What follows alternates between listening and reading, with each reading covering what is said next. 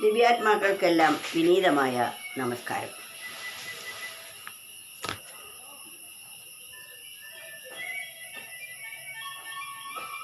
മറ്റ് ജീവജാലങ്ങൾക്ക് ഇല്ലാത്ത പല ശ്രേഷ്ഠതകളും മർത്യദേഹത്തിന് ഈശ്വരൻ സൃഷ്ടിക്കപ്പെട്ടിരിക്കുന്നു.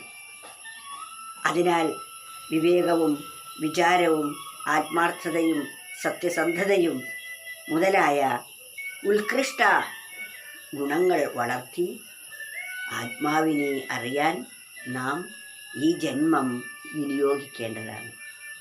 ഇതിലെ ശ്വാസം അടങ്ങുന്നത് വരെ നമ്മൾ ആ അന്വേഷണത്തിൽ അല്ലെങ്കിൽ അതിൻ്റെ പരിസമാപ്തി വരുന്നത് വരെ അതിനുവേണ്ടി മാത്രമായിരിക്കണം നാം ജീവിക്കുന്നത്. അതാണ് മറ്റു ജന്തുക്കളെക്കാളും മേന്മമർത്യന്നു ചേർക്കുവാൻ ആത്മജ്ഞാനത്തിനല്ലാതെ വേറൊന്നിനും കഴിഞ്ഞിടാം.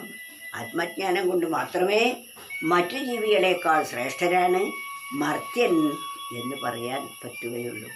അതുകൊണ്ട് മർത്യജന്മം നമുക്ക് കിട്ടിയ സ്ഥിതിക്ക് അതിനെ വേണ്ടതുപോലെ ഉത്കൃഷ്ടമായ നിലയിൽ തന്നെ വിനിയോഗിക്കേണ്ടതാണ്. അത് ഉപയോഗിച്ചില്ലെങ്കിൽ നമ്മൾ വന്ധ്യവൃക്ഷം പോലെ, കായ്ക്കാത്ത മരം പോലെ നിഷ്പ്രയോജനമായിരിക്കും. കായ്ക്കാത്ത ഒരു മരമാണ് ഉള്ളതെങ്കിൽ അത് എത്രയും പെട്ടെന്ന് വെട്ടിമാറ്റുകയല്ലേ ചെയ്യുക. അതുപോലെ തന്നെയാണ് ആത്മാനുഭൂതി നേടാത്ത മനുഷ്യന്. അത് ജീവിക്കുന്നതിനേക്കാൾ മരിക്കുന്നതായിരിക്കും ശ്രേഷ്ഠം എന്നാണ് മഹത്തുക്കൾ നമ്മോട് ആഹ്വാനം ചെയ്യുന്നത്. അതിനാൽ നരജന്മം നഷ്ടത്തിലാക്കാതെ നമ്മൾ ഉത്കൃഷ്ടമായ കാര്യങ്ങൾക്ക് വേണ്ടി ഓരോ സെക്കൻഡും വിനിയോഗിക്കേണ്ടതാണ്. മറ്റു ജന്തുക്കളെക്കാളും മേന്മമർത്യന്നു ചേർക്കുവാൻ ആത്മജ്ഞാനത്തിനല്ലാതെ വേറൊന്നിനും കഴിഞ്ഞിടാ.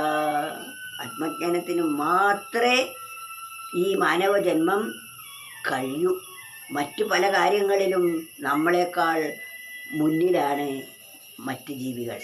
മനുഷ്യൻ അവരെ അപേക്ഷിച്ച് പിന്നിലാണ്. നമ്മുടെ ഒരു കുട്ടി ജനിച്ചു വന്നാൽ അത് സ്വന്തം നടക്കാറാവണമെങ്കിൽ ഒരു കൊല്ലം കഴിയണം. എന്നാൽ ഒരു പശുവിൻ്റെയോ ആനയുടെയോ കുട്ടി ആ പ്രസവം കഴിഞ്ഞ ഉടനെ തൻ്റെ അമ്മ ഏതാണെന്ന് മനസ്സിലാക്കി അമ്മയുടെ അകടിൽ ചെന്ന് സ്വയമേവ പാല് കുടിക്കുന്നു. ആ കഴിവ് മനുഷ്യനുണ്ടോ എന്ന് ആലോചിച്ച് നോക്കൂ. ആ കുഞ്ഞിന്, പൂച്ചക്കുഞ്ഞായാലും പട്ടിയായാലും, ആ കുഞ്ഞിന് വേണ്ട ഭക്ഷണം ആ കുഞ്ഞ് തന്നെ തപ്പിത്തടഞ്ഞ്, അതും പൂച്ചയും നായയുമൊക്കെ കണ്ണിന് കാഴ്ചയില്ലാതെയാണ് ജനിക്കുന്നത്. എന്നിട്ടും ആ അമ്മയുടെ സ്പർശം അവരറിയുന്നു. അതിന് കുടിക്കേണ്ട പാലെവിടെയാണെന്ന് അവർ കണ്ടെത്തി സ്വയമേവ കുടിക്കുന്നു. കുടിപ്പിക്കാൻ ആരാ ഉള്ളത്? മനുഷ്യൻ്റെ ഒരു കുട്ടി. അതിന് പാല് കൊടുക്കാൻ വേറെ ആരാ? ആ പെറ്റമ്മ മാത്രം. എന്നാലും ആ കുട്ടി ഒരു 8 മാസം വരെയെങ്കിലും ദുർബലനാണ്, അസ്വതന്ത്രനാണ്. സ്വന്തമായി ഒന്നും തിരിച്ചറിയാൻ കഴിയാത്ത അവസ്ഥയാണ്. അത്രയും പരാധീനരാണ് ഓരോ മനുഷ്യരും. എന്നാൽ മനുഷ്യന് കഴിയുന്ന ഏക പ്രവൃത്തി ആത്മജ്ഞാനം നേടുക എന്നതാണ്. അത് ഈ ശരീരത്തിലിരുന്ന് മാത്രമേ നമുക്ക് നേടാൻ സാധിക്കുകയുള്ളൂ. അതിനാണ് നമ്മൾ ഓരോ സെക്കൻഡും വിനിയോഗിക്കേണ്ടത്. അതുമാത്രമേ നമുക്ക് ലാഭമായിട്ടുള്ളൂ.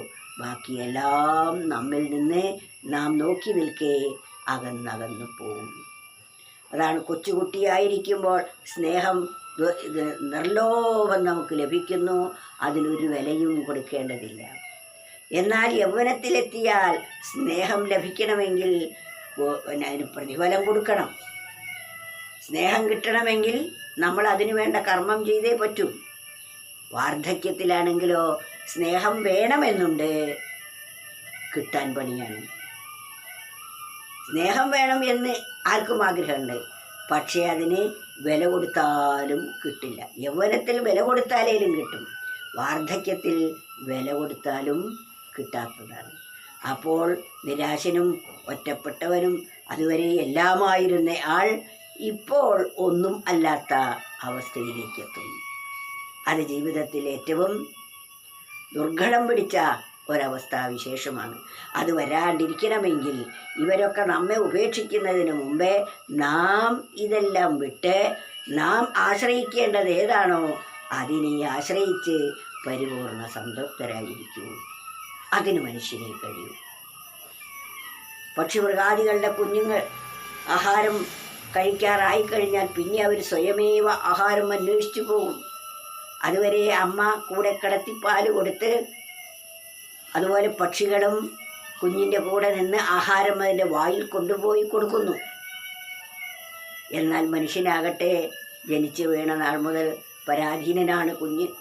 അതിനൊരു വർഷക്കാലത്തോളം അമ്മ ശുശ്രൂഷിച്ചില്ലെങ്കിൽ കുഞ്ഞിൻ്റെ ജീവിതം തന്നെ അപകടത്തിലാവും.